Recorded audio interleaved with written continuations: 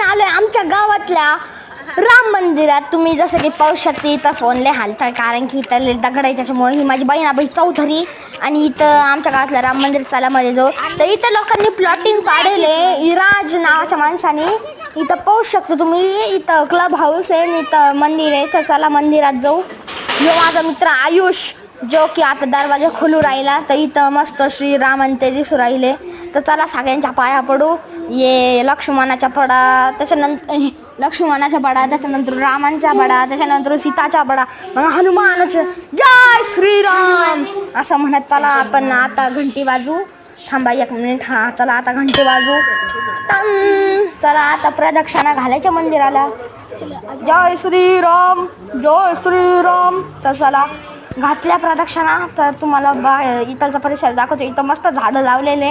हे Ira's club house. Bye.